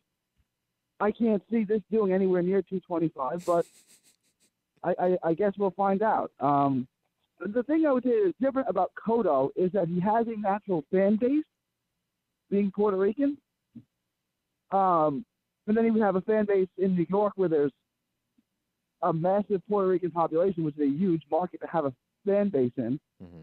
Crawford has Omaha, Nebraska supporting him. I don't know the populations of these cities, but I would imagine New York is probably at least 100 times bigger than Omaha, Nebraska. I mean, it is New York. I mean, New York's bigger, I think. Do you know that Cotto sold more tickets at Madison Square Garden than Muhammad Ali did? Like, that's what I'm trying to say about Cotto's popularity in New York City. Mm-hmm. He's a huge sell there, and it's the biggest city in the country. So, I mean, yeah, Crawford could do bigger, and if that's the blueprint you're looking at, then I understand that. I don't think Crawford's fights are as entertaining to the casual viewer as Cotto's were, mm-hmm. and I don't think he has the same natural fan base that Cotto does. So it would be hard to replicate that blueprint with Crawford. I agree in large part. Again, just playing devil's advocate. If we do see that jump, though, then the narrative changes, obviously. I mean, then we talk about Crawford being somebody. All of a sudden, the ESPN machine worked well. The Top Rank machine worked. But if it doesn't hit certain numbers, it does look bad on Crawford, obviously. And it does hurt him long-term with negotiations with Errol Spence, Danny Garcia, and others. The other thing I wanted to talk about were the heavyweights. Can we talk about the Fury? The Fury Wilder 50-50 split fight, that's not going to happen, right? I mean, that's just negotiating tactics for both sides. Yeah, yes. That's what we're thinking. Okay. Here's my thing, right? Do you think Fury will consider that fight or consider that option if Wilder won't agree to fight Fury in the UK? Or do you think that Fury will go to the US again? If I were Fury, I would push for that fight to be in the UK. Well, obviously, there's a lot of sort of dominoes that have to fall for that scenario to play out. One is, will Wilder stick to, I'm not fighting the UK? I don't know. And I also don't know if Fury will stick to that. You know, I know Frank Warren has talked about it being an old Tafford and it having to be there, but I don't know if they're really as dead set on the rematch having to be in the UK. But for argument's sake, let's say Wilder does refuse to go to the UK. That is a sticking point that Fury and team aren't willing to budge on. Then we do have a situation where, like you said, it's AJ and Fury, and they don't have fights, and they both want to fight in the UK. Yeah, I think in that scenario, easily we could have those two guys fighting before Dylan White, Gerald Miller, whoever. Yeah, I largely think that does happen. Rob, your take on it? Yeah, I don't think Wilder's going to agree to come over here, and I think Fury and Warren might stick to their guns as far as fighting at, like you said, Old Trafford, but I really don't know how this is going to play out. I've got a real sneaky suspicion that we're not going to get Wilder Fury rematch next. I think it's going to unravel, and you're going to watch Wilder Brazil on Fox or something like that. That's such a pessimistic view. Huh? That's such a pessimistic view. It's just my hunch. I think Fury and I don't know. That's just how I feel. But I think we're talking about fights that are going to be really long, drawn out negotiations. And like we said during the whole, about the main topic, it's something's got to give somewhere. Either Eddie's got to realize that he can't continuously maximize Joshua's profit. He's got to start maybe giving a little bit more because the pressure is starting to mount. AJ's only got a few more opponents left before people are like, yeah, fuck that, I'm not interested. And also Wilder's team or Fury's team have got to understand just what a brand and what AJ is as far as, a powerhouse of the division, financially. So I get where 50-50 comes in because we always know, go in for 50-50, you'll end up with 40 maybe or 30, whereas it's always been now 70-30, and then they end up getting 33 or 35%. So start high and come down to where you actually were sort of hoping for in the beginning. So we'll see. I'm sure there'll be many boxing scene articles, many Twitter posts, many Coppinger posts, many, this, that, and the other. But it's going to be a bumpy ride. Strap in. Gary. So I do think the fight will happen next. I think in April or May or whatever, in the first half of this year, you will get the rematch. That's my gut feeling. But like both guys have now. If I'm Deontay Wilder, right, and Tyson Fury says this fight has to go in the UK, and I'm Deontay Wilder, I say, I'm the champion. You want my belt. You don't tell me where I go. And he'd be absolutely fair, and that's a fair point to make. On the other side, if I'm Fury, I said, I went to your hometown, I beat you, I clearly beat you, everyone knows I beat you, I got robbed because I can't get a fair decision in your town, you can come to the UK or the fight's not going to happen because I'm not getting robbed again. And he'd be completely reasonable in that. So both guys have a reason to stick to their game plan, which would be, I'm having this fight in my country. But you are forgetting. You're forgetting one big reason why they will fight in the U.S. and they will not stick to that gun, because it's more money in the U.S. and money rules all. There's more money in the U.S. for sure, but that's a short-term thing for Fury, right? Because why? If Fury takes the belt, he would get more money in Vegas than he would in Wembley Stadium or whatever, right? Yeah. For sure. But he needs that belt to maximize his money against AJ, right? Because if Wilder has that belt, then it becomes an undisputed fight against AJ, and that would give him more of a negotiating chip in those negotiations, and it would make the fight better because it would be undisputed. But again, but all the reasons you gave out, the fight could happen in the U.S. or the U.K. It doesn't matter. It's about the money. Fury, I don't think I can get a. Fury can win decision. Stop. Fury should. The fight was in New York. It was the first fight was in L.A. They had a Mexican judge. Yeah. They had a UK judge, and they had a Canadian judge. The judges can be picked or refused by the promoter in the process. Everyone knows that. So when the New York State Commission goes and picks who the refs and who the judges are, Frank Warren can be there or have a proxy there and say, no, we don't want that ref. We don't want that judge. So, no, it's not an issue about being robbery. That's a narrative. That's a talking point. That's not reality.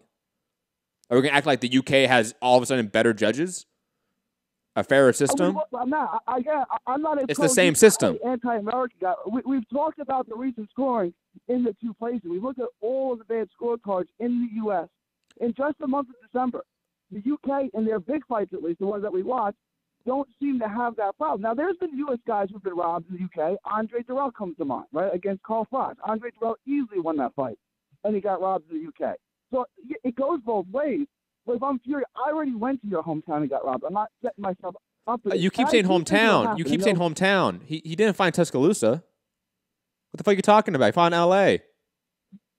And there was 4,000 UK fans there. There was 4,000 UK fans there. What are you talking about? He had the loudest support of anyone in the crowd was fucking Tyson Fury. What are you talking about here? Case for him. I'm not saying I'm just arguing what his case would be. And I'm arguing, Gary, that's a PR talking point. That's not reality. Fury and Frank Warren aren't actually sitting there and going, man, we can't be in the U.S. We can't get a decision. No. Because, again, they have a active role in who is judging and who is reffing the fight. You understand the words that are coming out of my mouth? Thank you, Rob. Okay, so, again, that is not an issue. What is an issue? Where am I going to make the most money? And your first initial point was, oh, that's short term. You still have yet to really defend that point. Why is fighting in the U.S. a short-term monetary gain and not long-term? If he beats Wilder, whether it's in the U.S. or the U.K., his stock goes up, he gets the belt, his pay raise goes up, everything goes up, regardless of where it's at. Let me address that. Because the argument was that Fury can't get a fair decision in the U.S., so he can't take that. But that argument is not real. Do you not understand the words that come out of my mouth? That was the argument. If you don't like that argument, that's fine. But that would be the argument. I can't get a fair decision there. Therefore, I can't take the belt. Yes. Right? Yes. That is a argument, not a good one. Okay. Well, that's the argument he would present. If you don't like it, you don't like it. It's not an issue of liking it. It's just not reality. The idea that. And again, Gary, you've been a fight fan for a very long time. You should know this. For the big fights, judges and refs, they travel. It doesn't matter if it's in the U.S. or the U.K. You can ship and bring in whatever judges and refs you want. Absolutely. So let's stop the narrative that he can't get a decision in the U.S. or his hometown, as you keep saying, which is crazy. He can. He almost did. He was this close. It was a draw. He was a point off. He was a point off in a fight that he won 10 rounds in. That's the problem. But no, that's your opinion, Gary. But then that's your opinion because I don't have that opinion. True. I do. True. Most people. And most people thought Sergey Kovalev won against Andre Ward the first time. Most people think X and Y won in the first time they fight. Look, it doesn't matter at the end of the day. You're acting like there is some you cannot win decision. Could Kovalev not win a decision against Andre Ward? No. Those three judges saw a fight that did not go Sergey Kovalev's way. Guess what? I was in attendance for that fight. Guess what? I thought Andre Ward won it. I did too. I had him the same score as exactly, Gary. So come on, let's stop acting here like scoring is some objective reality. It is not. What is objective reality is that Frank Warren and Tyson Fury have an extreme input on who judges and refs their fight. So the idea that they are worried about a decision, they are worried about judging, is not reality. It is a PR talking point, and you know that. Again, this is not my argument. I'm just playing devil's advocate, I do think the fight will happen. I do. Right? I'm not as pessimistic as Rob. But I'm saying that could be Fury's argument that I'm not going to the U.S. to fight a U.S. guy again, ever, because of what happened last time. And that's all I'm saying. I'm not saying that that's my argument. I'm not saying I would agree with him. I'm just saying that would be his argument. And I'm telling you, Gary, that's not a real argument. I'm not saying if Tyson Fury says that, you go add him on Twitter and say, Tyson Fury, you're talking out your ass. Get your homie Frank Warren on the phone with the New York State Athletic Commission, the California State Athletic Commission, the Nevada State Athletic Commission, whoever it is, and be at the commission hearing and pick who the refs and judges are. It's not that hard. Let me ask you this, right? Do you think Texas fighters get beneficial decisions in Texas against out-of-town fighters? If those judges are Texan judges, probably, yeah, of course. Yeah. Or if it's an Hispanic fighter and it's an Hispanic judge, of course there could be some bias. Fighter, or we've talked about, or you know this, the hometown fighter gets the louder pop, right? So in if you're sitting ringside, which is the worst seat in the house, let's be honest, and you can't see if punches are being landed on the other side of the ring and all you hear is the crowd, that affects how you judge a fight. Absolutely. So hometown cooking is not I know Mitty might want to jump in at this point and say it is corrupt. I don't think it's as corrupt as people say. It's a lot of subconscious bias being played into it. That's what happens more than anything.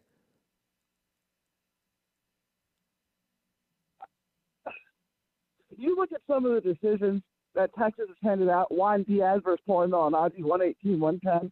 That's more than just perception. There's something wrong with that scorecard. That's all I'm saying. You remember that fight? You remember the first Juan Diaz? Yes. Paul Malignaggi? And there's been times that Harold Letterman has brought in scorecards for HBO that are wide for the guy that's just coming forward. Yeah, no, that's true. And he's really bad, Harold Letterman. How many times have we seen the UK side of it? Hold on, how many times have we seen the UK side? Carl Froch scorecard gets posted on Twitter and everyone makes fun of it. That happens a lot. Carl Froch versus Andre Durrell was one of the worst scorecards I'd ever seen, and that was in the UK for sure. So again, bad scoring happens all over the place. It does. The idea that one country, especially if we're talking about the US versus the UK, is innately more corrupt than the other is just fucking wrong. It's just not reality.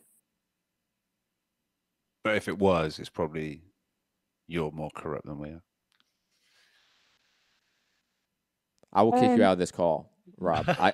I have ultimate power over you, Rob. Okay. This can be a solo show again. I don't care. I'm kidding. I'm kidding. Bants. I bring 5 stars. And I want smoke. Since we always bring that AJ versus Fury is not going to happen next, at least in April. Rob, and would you rather see? Which one would you rather see? AJ fight Big Baby in America or fight Dillian White in the UK? Yeah, I've had this discussion a lot. I think I'm torn because I feel Dillian White deserves it on the sporting side of things. Dillian White deserves that shot next over anybody in the division. He deserves that. For what he's done since losing to AJ 4 years ago. Remember, 4 years ago, Dillian White lost to Joshua, and I think in only a few days, it's 4 years since Wilder won the title, having faced like one mandatory and been saying he wants one face, one name, one champion for 4 years, but it hasn't happened. But yeah, in that 4 years, Dillian White has not lost a fight. He's built his resume to better than most of the other names we're talking about. But then, like you say, the Miller fight, that's Joshua going over to America, which I think he does need to do. He does need to travel at some point. I think that fight will, due to Gerald Miller, cause, a bit of a scene, get people talking about it, whether people like it or not. It'll end up doing pretty well. I guess we won't know DAZN numbers. But for me, I guess, I'm always want to see the right thing happen. So I think I would rather see the White fight So I think he deserves it. Yeah, and that. What would you rather see? Oh, Big Baby, of course. It's a fresh matchup. That's kind of. I'll be honest. Even though both will have great moments for build up, like it's not like Dylan White is some bland person. Dylan White's a fucking exciting person who's charismatic, who can definitely go crazy in a press conference. But Big Baby versus AJ, that just seems more volatile for some reason in my mind. Like I envision like they're gonna need the plexiglass screen between them at some point. I just see that going absolutely insane, especially if it's in the U.S. It's in New York. You have those two guys doing the media circuit over there. The fight could be really big. It could really be a light transcendental moment for AJ in the U.S. Facing a guy like Big Baby, loudmouth as he is, a guy from the tri-state area, fighting in New York in that media circuit. Yeah, it just seems like it's going to catch some magic in a way. And Dylan White is just a rematch of a really good fight and a guy that really deserves a title shot. It doesn't have that sort of magic to it in my mind. I agree. I'd rather see the Big Baby Miller fight. I think it's a better fight. I think White would get blown out. And Miller, again, I don't know what to expect with him. How do you knock out a bear? The dude is 315 pounds. I don't think it's going to be easy to knock him out. You can't knock him out. How do you deal with his work rate deep into the fight? I don't know. That being said, I'd rather see that fight, but White deserves it. If there's any justice in the boxing world, Dillian White deserves that fight. He deserves a title shot. He's beat everyone that he's thrown in front of him, and he's knocked him out in spectacular fashion. And he deserves that fight more than anybody. If there's any justice, let Dillian White get it. That being said, I'd rather see the Big Baby Miller fight. Yeah, I mean, look, Dillian White's number 1 with the WBC, he's number 1 with the WBO. He's like number 4, I think, or 5 in the WBA, and that's only because the other guys above him, for this whether the regular bouts up for grabs or whatever. And his, Parker, no one's ever dropped Parker. He done it twice in the fight. Yes, at the end, he was hanging on and out of exhaustion and a bit of pressure, but he come through it. Second guy to knock Chisora over. I don't know. I don't see where the argument is that he doesn't deserve it. And, we've seen it before, this, that, and the other. Well, if someone's got a loss on their record and we've seen that or whatever, that they don't deserve another shot.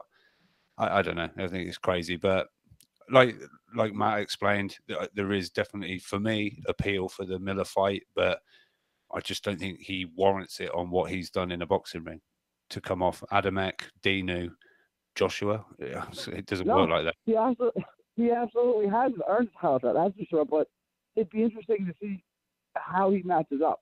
But you're right, he doesn't deserve it. He's done nothing to earn that title shot. Just like for me, Matt, real quick, sorry to say, like Ortiz as well. I don't think lost to Wilder. Fair enough. Well, a lot of people did. Everyone has so far, apart from Fury. And then what? Kajanu, who Nathan Gorman's just beaten, and who was it?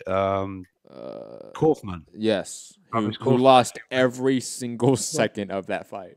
Pretty much, yeah. It was like in the 11th, wasn't it? Stopped in the 11th, or wasn't really the greatest stoppage either, was it? And so for me, Ortiz hasn't really. He's got, for the boogeyman of the division. Yeah, maybe he's been avoided at times. I don't know, or failed tests, and it's been perceived that people have ducked him, even though he's been removed from rankings. But what's he done to deserve a world title shot? Really, it's as much as we think the heavyweight division's on fire and booming.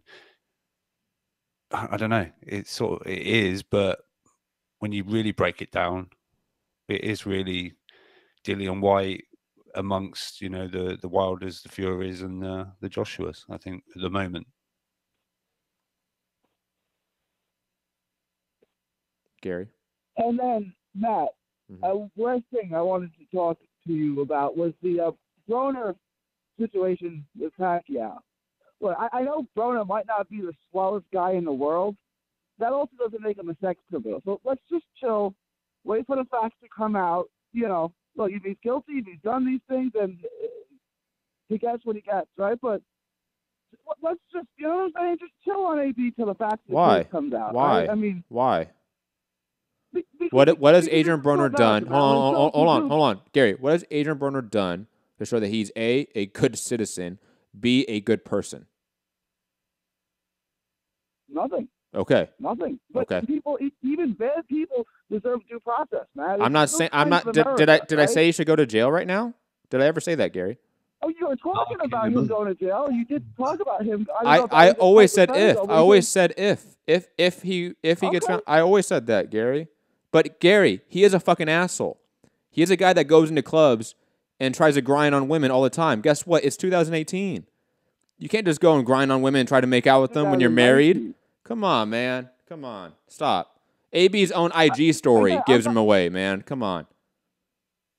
There's no need to defend Adrian Broner. There's none. He has lawyers for that. Okay? And he's going to have lawyers in multiple places on the same day because of that, how much of a fucking stupid piece of shit that he is. So let's stop. Let's stop putting him on any pedestal because he does fucking views. Stop Exhibit it. A. No, fuck him. Adrian Broner's Instagram story, Exhibit A. No pedestal for AB. He just gets the same due process and assumption of innocence that everybody else. But he doesn't. He doesn't. He doesn't. That's the whole point, Gary. That's the whole point, Gary. Is he doesn't. Why? Because he's a star. The big question is: does he beat the system or does he get a draw?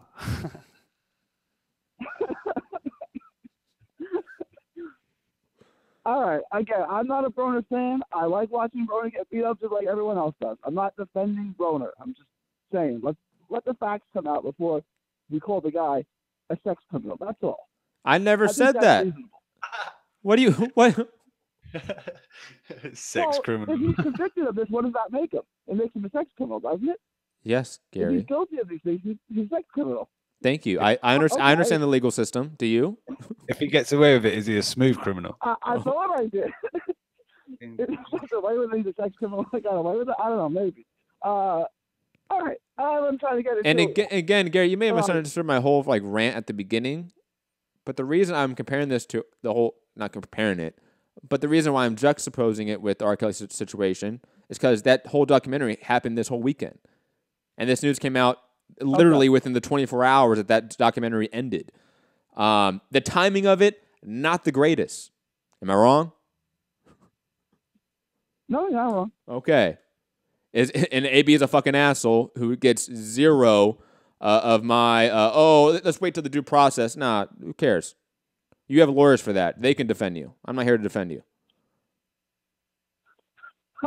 Fair enough.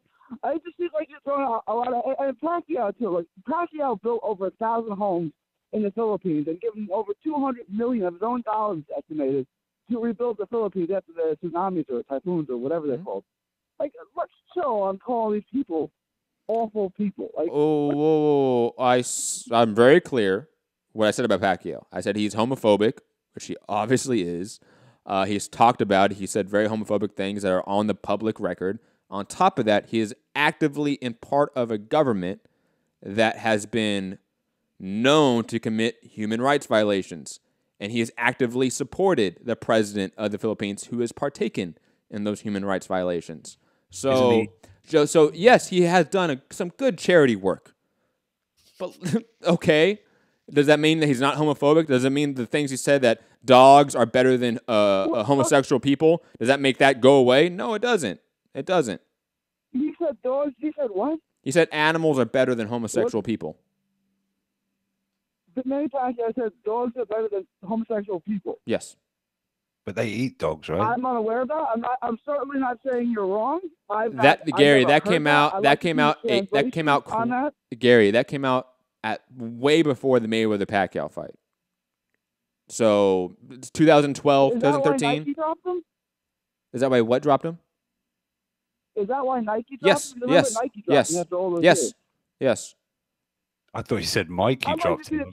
I did too. I'm like, Mikey Garcia, what? Nike. All right, I'd like to see that translation, but I'm not saying you're wrong. That may, I don't know. I can't see him saying that. Why? Right? Why? We have people in the U.S. that say it. I mean, you know, he's like super religious, right? Like, you know, he's like a very super religious person. As am I. So I hold people who are made in God's image above dogs who aren't. That's why I can't see him saying that. I'd like to see the actual translation of what he said. Gary, first off, that was funny. Like, after, like, air horns for you for that one. Because I was like, Gary, don't go down this road, man. And then you turned it and you made it good. So I'm okay with that. But Gary, I mean, you should know, as a religious person, I'm a religious person, there's a ton of religious people that are very homophobic. It comes with the territory in a way. But Gary, please go do that research. Go find the articles yourself. Plenty of articles about that. You did get dropped by Nike. And again, I want to say this happened 2012, 2014, somewhere around that range. 2016. And again, look up Duarte. Look up President Duarte of the Philippines and do some research on what he has done in his meantime and how much Manny Pacquiao has supported him in his presidency. And those are things to criticize. And again, I said Manny Pacquiao, please kick Broner's ass. It's not like I'm saying Manny Pacquiao and Broner are the same people here with the same transgressions. But these aren't perfect people. We should never put athletes on a pedestal that they're heroes, that they're better than us. No. And I know you're not saying that, Gary, but I know a lot of fans do that. And you're going to have fighters say wild shit. We're going to have fighters that commit awful crimes all the time. Every time I watch like Edwin Valerio versus Antonio DeMarco, I kind of get sick to my stomach that it's Edwin Valerio that I was really hyped on at one point. And it's the same guy that killed the mother of his child and then hanged himself in a jail cell. You know, these people aren't just automatically great because they are celebrities. And do you want to say the quotes, the Manny quotes? Sure, we're on this tangent. Why not? From February 2016. Oh, damn, that soon? It was only a couple of years ago? Manny Pacquiao provokes a storm, and then it says Manny Pacquiao provoked a storm of controversy in his home country after saying people in same-sex relationships are, quote marks, are worse than animals. It's common sense. Do you see animals mating with the same sex? Animals are better because they can distinguish male from female. If men mate with men and women mate with women, they are worse than animals. Did he not see the movie I Now Pronounce You Chuck and Larry with what's his name, Kevin James and Adam Sandler, where the daughter comes into the court case like, hey, dolphins have gay sex, you know, like, come on, Manny. Yeah. Objection. Dolphins have Dolphins have gay sex. What are you talking about here, Manny Pacquiao? But yes, that is the quote. Animals are better than homosexual couples because they aren't gay, apparently.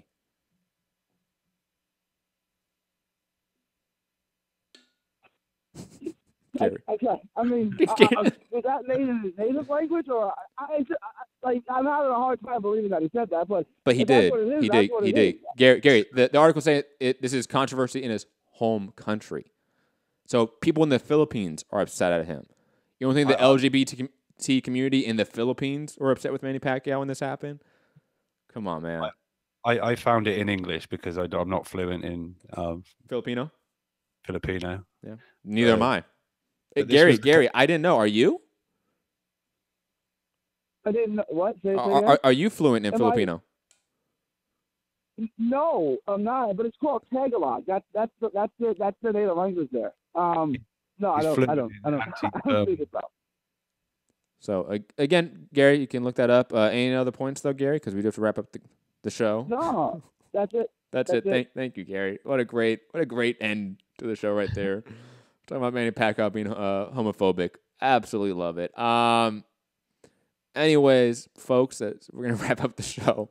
It's been an interesting one. It's been a weird one.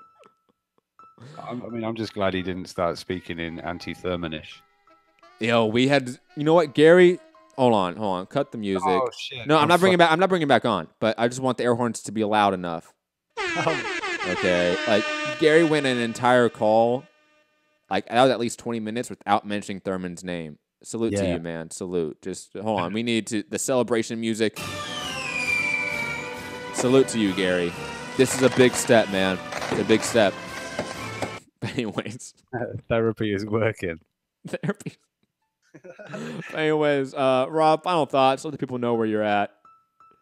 AJ Fury split pay-per-view 50-50, or I don't know, whether it's a little bit of Warren doing his thing, you know, look, we're trying to make it, they don't want it, but we want to make it, we want that fight, but, you know, we'll see, we'll let it all play out. I'm sure we'll be back with another topic, another title with a, you know, similar, but, and yes, I like Kid Galahad, Warrington, been ordered, mandatory fight, yeah, make sure you hit the thumbs up on the way in, on the way out, or whenever you listen to this. If you catch it on iTunes or anything like that, leave that 5-star review, another 5 because of me or a 1 because of Matt, it's up to you, but share the show on social media. The more people we can get to listen and tune in and views and this, that and the other, the sooner we can start, you know, really heading out to these gyms. I've been putting in some calls, getting some interest that, you know, I can go up to certain gyms and get some content for the channel, so that's all good, but we need you to tell other people that we're here talking boxing, and Matt talking MMA. He was joined with Anthony Walker yesterday talking UFC 235. Is it 235? Sure. Yeah. Sorry, I was reading the chat. Yes, me and Anthony Walker, UFC 235, John Jones, Tom Woodley. Go check out that show. White Collar Boxing Show, and also the Patreon teaser of Boxing Banter, our Patreon-only show. Go check that out. You got 40 minutes of it for free. Another hour and 20 minutes of it are locked behind the paywall. But go patreon.com/Mixed Comment Radio to go check that out. Rob, I probably cut you off. I apologize. You did. I was going to say all of what you just said, but it's fine. You said it better, probably. You know, I always do that. Well, guys, AJ's awesome. Eddie Hearn is my cousin. Anyway, digressing. Yeah. So yeah, just tell them as many people that we're here, we're doing this, we're bringing up all this stuff, talking about it, discussing it. Hopefully Matt's going to get his millennial brain around the Skype line and how to get that working, make it easier. Man. It's so hard. It's literally got to be like just a cable from one thing to another, it must be. But anyway, so yeah, for the UK callers, obviously we want to hear you guys, what you've got to say and everything on these topics, because as we know, boxing's booming. You know, maybe American channels out there, but they're all talking about UK stuff, so we know what's got, you know, we've got it going on over here. So yeah, UK Rob, MCR, Instagram and Twitter, catch me there. Anyone listening, sponsors, hit me up. I can talk to you regarding any sponsorship, but we just want to grow and get bigger, you know, and be able to bring you more and more as we can. Yes, obviously I'm Matt the Hipster Hunter. You can find me at Matt Hunter MCR, all platforms. Final thoughts. AJ Tyson Fury, when that does happen, because it is a matter of when, that's going to be a massive, massive event over in the UK. I'm not really agreeing with Frank Warren saying it's better than the 1966 World Cup, since I was there, obviously. But did you see? It's up there. It's definitely up there, right? Like it's probably the biggest UK boxing fight of all time. Definitely it could end up being a top, you know, 35, sort of like top 25 heavyweight boxing fight of all time, with how important it is, especially if Tyson were to beat Wilder in a rematch. But digressing from that, have a great day. Stay safe out there. Smash the like button, share the show, subscribe. If you listen on iTunes, drop that 5-star review and write the review out. And again, patreon.com/Mixed Comment Radio. All that stuff below in the description, links, bio, all that great stuff. And like I said, have a great day. Peace. Did you manage to catch Muhammad Ali and really? I said peace and you're talking. What are you doing here? I just thought 1966, you know. Henry Cooper, Muhammad Ali. Did you catch that while you were here? No, I think I just missed that one. Just by a tad. I think I came like a week later. You know, man. Damn, I was really pissed about that. But I was young back then. You know, I was playing in my 20s or something, and you know, I wasn't really cued in on boxing like that. But anyways, digressing. Have a great day. Peace. Shut the fuck up, Rob. Let's get out of here. Bye. Are you off your tits? Have you been smoking something?